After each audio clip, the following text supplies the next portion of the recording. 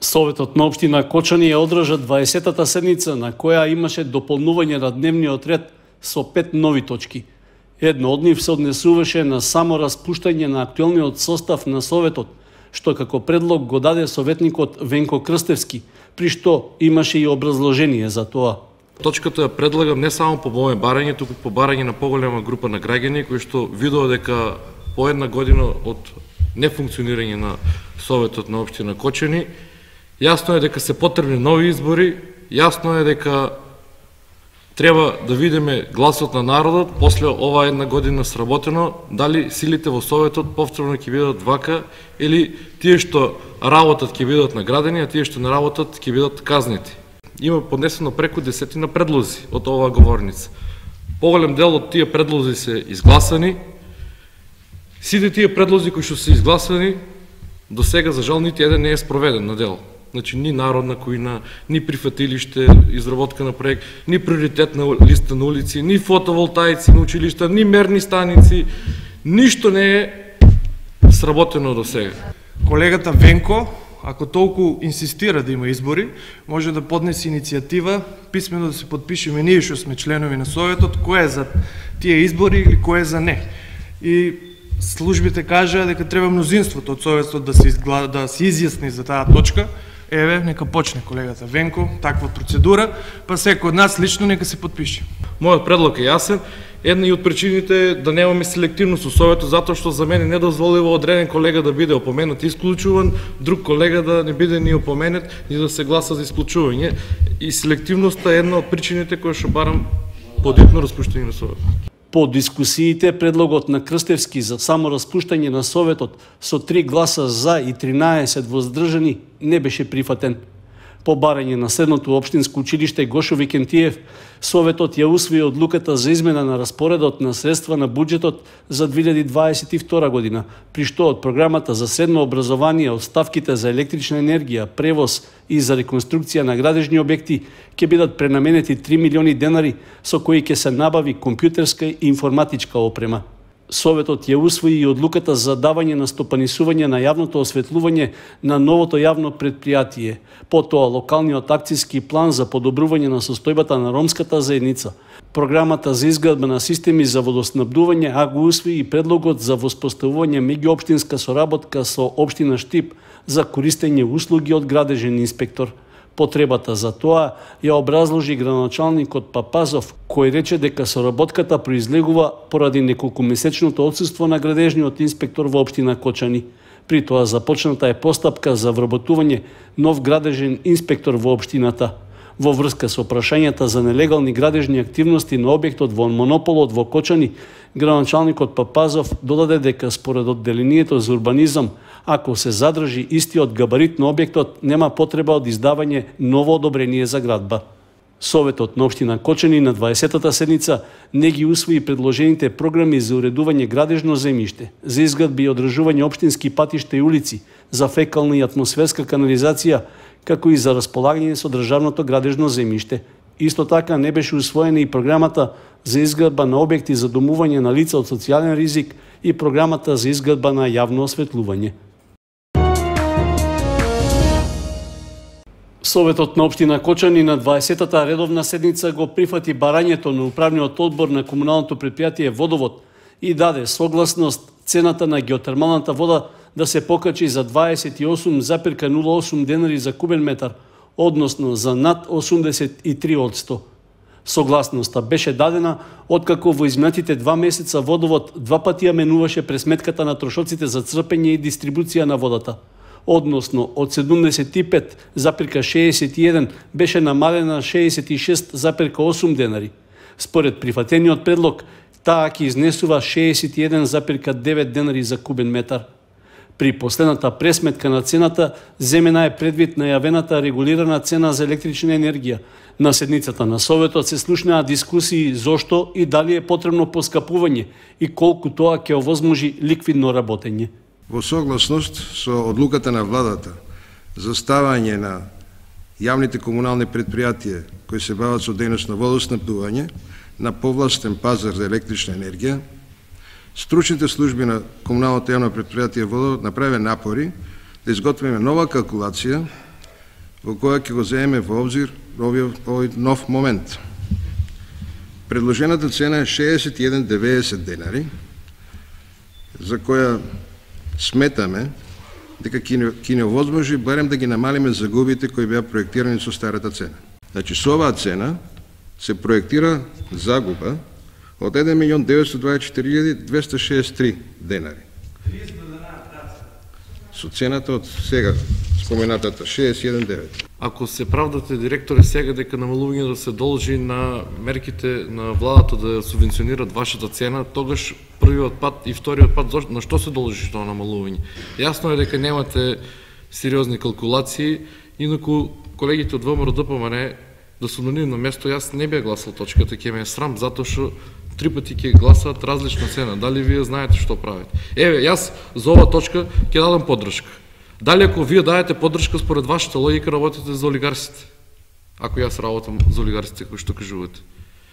Јасно е дека немате компас, ама како ви кажат од партија така ќе гласате за жал. Тврдам дека може да биде пониска, бидејќи во калкулацијата се ставени некои трошоци кои можеме да ги избегнеме оваа година во време на криза, туку со ова го зголемување само ќе додадеме товар на граѓаните, бидејќи ќе се качат земјоделските производи, а ќе покриваме неспособното работење во КП Водовод. Дефинитивно, со негласањето на оваа точка имаме комунално предпријатие кое ќе падне во уште потешка ситуација од колку што е сега, и тоа нормално, директно ќе имплицира зголемување на цената во сите сектори. И можеби долгови кои комуналното јавно предпријатие ќе треба да ги направи уште повеќе. Јасно е дека имате неспособен менеджмент во самото предпријатие и мора, ако сакате да останете на власт, неките да го распуштите советот, да најдете конструктивни решенија, се со цел да му се помогне на предпријатието. Мене не ми е јасно, зошто директорот ја дава тогаш таа калкулација кога се проектирана загуба. Ние сме во служба на граѓаните и во служба на комуналното јавно предпријатие и за разлика од вас, колеги советници, кои, ќе повторам, очигледно ги штитите бизнис интересите на сите тие наши олигарси кои се занимаваат со тој бизнис и не ви е гајле за вистинската слика економска во комуналното предпријатие. Во калкулацијата е искажено загуба, да, тоа е затоа што е направено како планирани трошоци и приходи до крајот на 2022 година. Од јануари, значи до 5 месец беше испорачувана геотермална вода по стара цена. Значи, ние ако испорачуваме вода по новата цена, ќе биде само во овој период и ние не можеме со оваа цена да ја покриеме загубата што е направена веќе за факторираната количина по стара цена. Но доколку истата количина на геотермална вода, значи што е планирана како што е реализирана во 2021 година околу 466.000 метри кубни вода, кога таа количина ќе биде испорачена по 61,9, ќе се стварат доволно приходи за да ги покријат расходите што ќе настанат и во наредната година. Во образложението за покачувањето на цената на геотермалната вода, од Водовод наведуваат дека е планирана и поправка на постојната и набавка на нова пумпа за црпење, обновување на изолацијата на цевководот за дистрибуција на геотермалната вода, како и за зголемени трошоци за плати на вработените врз основа на законската регулатива за минимална плата.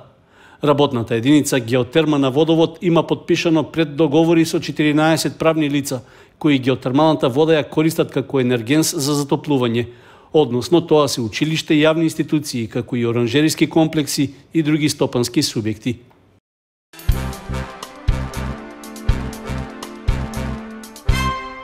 Од Општинскиот комитет на ВМРО ДПМН од Кочани доставија писмена реакција на советникот Васе Алексов во врска со гласањето за проектот за објектите за лицата од старата касарна. На седницата на Советот на Општина Кочани присуствував на театар на кој опозицијата, а посебно Аки Акиов, кој би требало да се бори и да ги штити интересите на ромската заедница во Кочани, одбија да дадат поддршка за реализација на проектот за изградба на куќички за ромите од старата касарна. Иако знаат дека процедурата е закочена во Министерството за животна средина, односно истата е закочена од централната власт, наместо да се ангажираат и да се одблокира процесот и конечно да се отпочне со изградба на истите, тие прават театар во Советот, симнувајќи се на урлање и надвикување, како и лични навреди кон мене и останатите советници од ВМРО ДПМНЕ.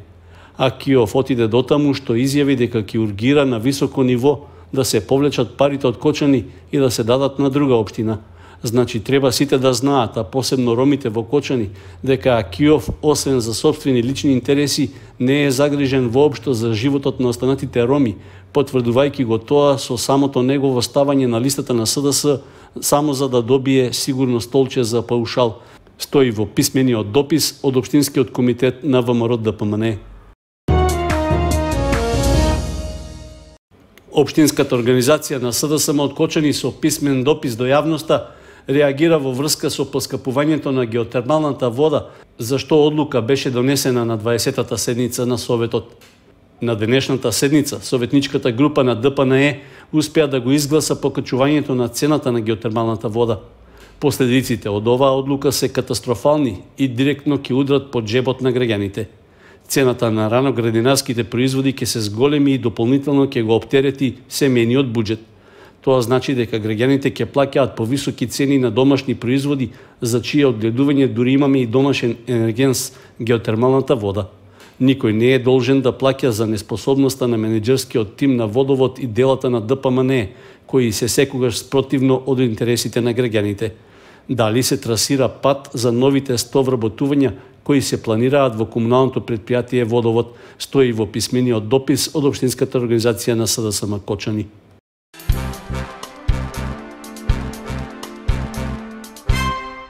Оризопроизводителите го организираат 12-тиот протест за да го изразат незадоволството од ниските откупни цени за овогодишната реколта, како и од доцнењето во исплатата на дополнителните субвенции. Со трактори ја блокираа едната коловозна лента од магистралниот пат во селото Облешево. Побараа средба со представници од владата, кои веќе ги известиле за протестот, за директно да ги запознаат со барањата.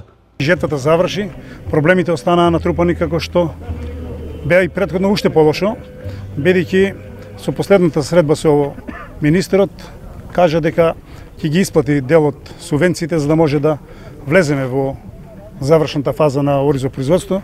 Меѓутоа до денес нема тоа ништо. Имаме информација уште дека тие 3 денара ги ограничили со некоја дата на останатите што имат предадено од ланската реколта да нема да бидат исплаќани. Тоа уште еден удар по оризопроизводството. Цената на оризот е производна 27, тоа го направија институциите во Скопје. Значи ние сега работиме испод таа цена, го предаваме бидејќи сме доведени во ситуација да мора да го предадеме и нема организиран откуп, селективно се откупува и тоа за цена од 22 до 25 зависи од кој како му е волјата да го плати. Доведени сме во ситуација да се размислува за наредната година дали ќе биде засејано полето, бидејќи со оваа цена сега и со покачувањето на цените на препаратите и на ѓубривата, ние сме доведени во многу тешка ситуација како оризопроизводители. Оризопроизводителите истакнаа дека протестот е предупредувачки и ако не остварат средба со представници од владата, ќе организираат поголем со блокада на двете коловозни ленти на магистралниот пат Кочани-Штип. При тоа се пожалија дека дел од земјоделците биле под притисок и манипулации да не излегуваат на протести. Во изминатиот период, освен еден состанок на кој беа утврдени производните цени, друг состанок не се случи и нема позитивни сигнали за тоа како ќе се реши проблемот со оризопроизводството. Значи ние се уште имаме сега откуп кој се одвива по цени на ниво на производствени или испод производствените цени, што е недопустливо и сметаме дека час поскоро треба владата, ресорното министерство и сите надлежни институции да најдат време, можност и начин да обезбедиме една конструктивна дискусија преку која ќе бидат понудени предлози кои во секој случај ќе носат решение на проблемите. Земјоделците истакнаа дека цените на оризот на светските берзи имале покачување од 10%, а во моментот достигнуваат и до 3000 евра за 1 тон. Кај нас пак цената велат дека е 3 пати пониска. Поради тоа бараат усогласување со движењето на цените, согласувајќи се тие да бидат и за 20% пониски во однос на берзанските. Подршка на оризопроизводителите кои протестираа им дадоа и представници на тутунарите и производителите на јаболка од Радовишко, Прилепско и Ресенско, кои истакнаа дека имаат исти проблеми, а државата мора да им помогне, затоа што земјоделските производители сочинуваат скоро 1/4 од вкупното население во државата. Работилница за кариерно советување за учениците матуранти од средните општински училишта Љупчо Сантов и Гошо Викентиев организираше локалниот младински совет на општина Кочани во соработка со Сдруженијето на граѓани Младите можат. Преку практични примери и вежби, средношколците беа информирани како да направат правилен избор на својата професија и како да напредуваат во натамошната кариера. Работилницата ја спроведоа интернационално сертифицирани кариерни советници од Скопје. Оваа година, како прва година спроведување на овие програми се всушност пилот програми кои што ги спроведувавме само на територија на град Скопје. Сега имаме за цел до крај на 2025 година да станат дел од редовната образовна програма, односно од редовниот фонд на часови за самите професори, за да можат да им помагаат на нивните ученици при градењето на нивната кариера. Ова е многу добро бидејќи истовремено сега доаѓа законот за задолжителни кариерни центри, кариерни советници во средните училишта, така да на некој начин супер некако се поврзуваат сите овие работи и генерално тоа што ние го имаме како искуство од спроведување и имплементација на овие програми, дека и самите професори до некаде прават некое кариерно советување, но самите не се свесни дека го прават тој, дека им се потребни дополнителни алатки. Работилницата со учениците од двете средни училишта е дел од годишната програма за работа на локалниот младински совет на општина Кочани. Имплементацијата на проектот за кариерно советување пак е поддржан од Европската комисија.